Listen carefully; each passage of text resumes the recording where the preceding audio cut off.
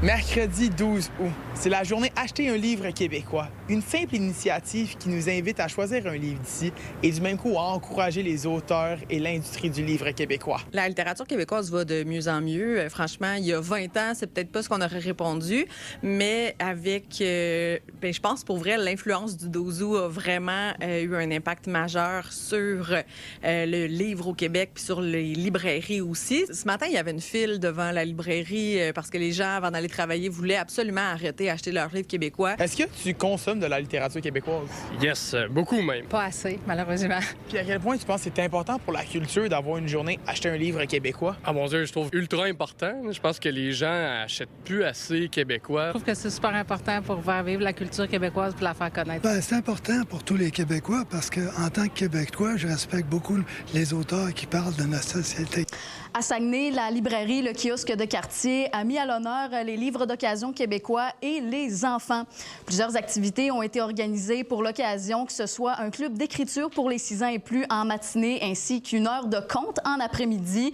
Pour la propriétaire, la lecture gagne à être intégrée plus tôt dans la vie des jeunes. C'était important que je fasse une place à mes petits cocos pendant cette grosse journée-là pour qu'ils puissent baigner aussi et qu'ils puissent expliquer à leurs parents, mais c'est quoi le 12 août? C'est quoi l'importance de lire québécois, de lire des livres illustrés par des Québécois? Du côté de notre librairie ici, c'est que oui, on est une librairie, mais on est aussi un milieu de vie. Toute l'année, il y a des activités pour les gens. Plus tôt un enfant commence à aimer lire, donc que ce soit un plaisir, plus son parcours scolaire va être facilité. Donc, si on lui offre un livre, ça devient un cadeau. Puis un cadeau, c'est toujours plus le fun que des devoirs ou autre chose. Un enfant qui aime lire, c'est un enfant qui aime découvrir.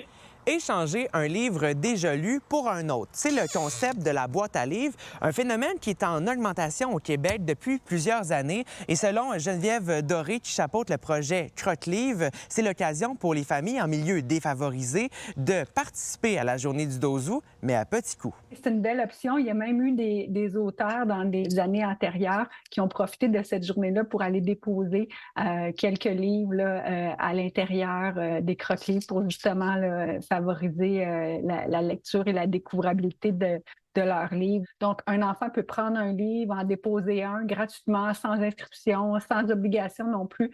Le réseau, nous, a connu une forte croissance là, dans ces premières années.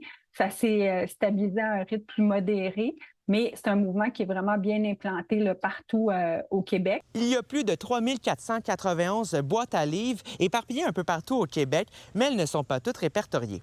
À Sherbrooke, Marc-Antoine Mailloux. À Saguenay, Sarah-Léa Bouchard. À Trois-Rivières, William Gem. Pour Nouveau Info. La Voie maltaise de Jonquière a annoncé son déménagement mardi. L'entreprise va s'installer dans le faubourg Sagami à Arvida. L'arrivée du salon de jeu et le développement du secteur semblaient très profitables pour la VM. La dernière soirée au bar mythique de la rue Saint-Dominique aura lieu le 12 septembre prochain. La Voie maltaise du faubourg Sagami va ouvrir en novembre 2026. Ouais, c'est triste comme départ parce que y a une histoire. Là. Il y a 24 ans d'histoire sur la Saint-Do. On a tous été à la Voie maltaise avec nos chums. On est allé se remplir des pintes de bière là, plusieurs années pendant le Super Bowl. Par contre, on a un beau développement qui se fait à Arvida. On a un salon de jeu, un hôtel, des restaurants. Ça va être vraiment hot. Comme le disait le propriétaire, c'est une place plus sexy pour installer peut-être son genre de commerce. C'est ce mercredi que le nouveau refuge du domaine animal situé à Sainte-Geneviève-de-Batiscan dévoile officiellement ses nouveaux locaux.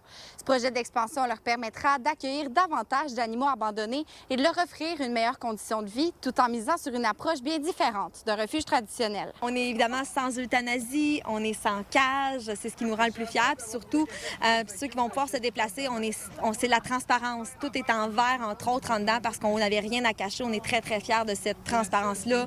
On veut que les gens aient confiance au refuge domaine animal. On espère pouvoir engager une vétérinaire à temps plein d'ici le mois d'octobre, technicienne en santé animale. Ce qu'on veut, c'est d'offrir des soins de qualité à tous nos animaux qui vont passer. On en offrait déjà là, de qualité, je tiens à le préciser. C'est juste qu'actuellement, on envoyait tout à l'externe. Ce qu'on veut, c'est pouvoir amoindrir les frais puis garder aussi le contrôle de tout ce qui est qu'on peut faire à l'interne. Là. Maintenant, de voir cette réalisation-là, c'est merveilleux. C'est merveilleux parce que ça sauve des vies vie des animaux. Ça rassure aussi les gens qui doivent abandonner leurs animaux pour une raison quelconque. Il y a quelqu'un qui va continuer à s'en occuper, effectivement. Les abandons d'animaux sont de plus en plus nombreux et le refuge doit répondre à cette demande grandissante. En 2023 seulement, on comptait 178 adoptions et cette année, les 2 propriétaires visent le cap des 1000. Et pour accueillir tous ces animaux, les familles d'accueil jouent un rôle essentiel. Elles leur offrent temporairement un toit, le temps qu'ils trouvent leur famille pour la vie. C'est des monsieur, madame, tout le monde qui vont prendre le chien de façon bénévole à la maison, qui vont l'accueillir, qui vont lui donner du temps, de l'amour. Puis nous, pendant ce temps-là, on s'occupe de faire la sélection de la famille. Donc, le chien vit vraiment dans un contexte familial. La transition est beaucoup plus douce. Puis on est en mesure de pouvoir avoir vraiment des évaluations au contexte familial également. Le côté tellement doux de chaque chien, d'aller chercher cette personnalité-là qui souvent est tellement cachée parce que quand ils arrivent, ils sont un peu... Ils savent pas où est-ce qu'ils sont, ils connaissent pas personne, ils savent pas qui tu es, ils savent pas pourquoi ils sont là. Fait que là, ils sont « OK, je te fais-tu confiance, je te fais pas confiance, t'es comment avec moi? » C'est de voir à quel point ils s'ouvrent et te montrent leurs multiples couleurs de personnalité. C'est impressionnant. Moi, ça me fait tellement du bien. Finalement, ça me fait plus de bien à moi d'être famille d'accueil qu'aux chiens, finalement. Ici, les chats peuvent bouger librement et profiter des espaces de jeu aménagés pour eux plutôt que de passer leur journée dans une cage. On voulait des salles d'adoption, on voulait que les gens se sentent pas juste dans une petite pièce, on voulait que ce soit chaleureux. Ça reste que c'est un des plus beaux moments. Là. Il y en a qui viennent accueillir ça avec leurs enfants, puis c'est l'aventure qui débute pour les 15 prochaines années. Pour nous, c'était vraiment important que ce soit comme dans notre imagination, puis on est très, très fiers du résultat. On est quand même en premier. C'est les premiers chats qui viennent d'arriver, donc on a aussi, nous, à s'ajuster, mais on espère avoir une 50aine de chats. Le nouveau refuge du domaine animal ouvrira ses portes au public ce samedi 15 août. Et pour poursuivre sa mission, l'organisme cherche maintenant des bénévoles et davantage de financement. À Sainte-Geneviève-de-Batiscan, Coralie Morancy, pour Nouveau Info. Alexis Blanchette, Océanique de Rimouski. C'est Xavier Gervais, l'Océanique de Rimouski. Hugo Vaillancourt, Rempart de Québec. Thomas Bond, Cidre de Saint-John. J'aimerais qu'on revienne sur ta fin de semaine de repêchage qui se déroulait à Halifax. C'était un des 4 joueurs des élites à avoir été repêché dans la LHJMQ cette année. Comment s'est déroulée cette fin de semaine-là? C'était incroyable. C'est unique aussi, là. Ça arrive pas souvent dans une vie, fait que j'ai vraiment pris la chance de savourer le moment puis d'avoir du fun avec les amis et ma famille. Et quand j'ai entendu mon nom puis je savais que j'ai été repêché par une autre belle organisation que l'Océanique, ça m'a fait chaud au cœur. À 15 ans, j'ai même pas été sur la liste. Puis à 16 ans, dans le fond, c'est là que j'ai comme eu une grosse saison. C'est là que je me suis fait le plus voir. Puis, dans le fond, d'être repêché à 16 ans, c'est comme beaucoup de pression qui est tombée. Tu travailles depuis que tu es tout jeune pour te faire repêcher à la Légion majeure. Donc, de pouvoir le vivre, c'est extraordinaire. À Halifax aussi, c'était une super belle ville. Et jouer pour les élites de Jonquière, qu'est-ce que ça t'a amené en tant que joueur? Ça a comme décliqué du jour au lendemain ma confiance en moi, on dirait. Puis c'est là que j'ai comme devenu le vrai Hugo en vrai comme joueur de hockey. Puis avec les gars, on avait tellement une belle chimie, une belle équipe. Puis ça m'a aidé aussi beaucoup. Puis j'étais vraiment content. J'ai vraiment une belle saison avec les élites. J'ai commencé justement à avoir les améliorations après Noël. Je suis vraiment un gars qui est dédié, qui est tout le temps dans le gym. C'est vraiment là que j'ai vu mon amélioration. Puis je te dirais par la suite, vers la fin de l'année, j'ai eu de très bonnes séries. Puis ma Q-Cup, dans le fond, la Coupe et la GMQ, c'est vraiment là que j'ai été à mon meilleur. Évidemment, on te souhaite de faire l'équipe, mais advenant le cas où tu ne perces pas l'alignement, tu vas pouvoir rejouer avec les élites. Oui, c'est ça. Parce que l'année passée, comme recrue, tu n'as pas le plus grand rôle de l'équipe, mais cette année, en tant que deuxième année, je suis le seul joueur en plus des élites qui revient de l'année passée. Donc c'est sûr que je vais avoir un rôle plus important. Je me suis mis un peu d'objectif comme vétéran. Là. On n'est pas beaucoup, fait que je vais être un bon vétéran pour toute l'équipe, pour les recrues, les affaires de même, pour les plus jeunes. Qu'est-ce qu'on peut te souhaiter là, pour la saison à venir, pour les prochaines années?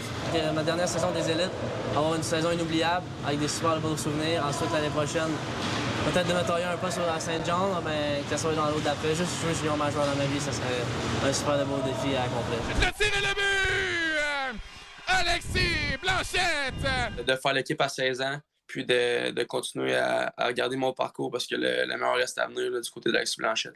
Vaillancourt qui s'avance, c'est ça le tir le but! Au niveau des stats, moi, je pense pas beaucoup à ça. Je plus joue ta game, puis ils vont venir tout seuls les points, mais sinon, c'est sûr que j'aimerais vraiment ça, jouer junior majeur. Fait que c'est pas juste de faire l'équipe direct en commençant. Peut-être que je vais peut-être jouer 2-3 games cette année, puis ça va être un bon commencement. Fait que, je pense que c'est ça qu'on pourrait me souhaiter.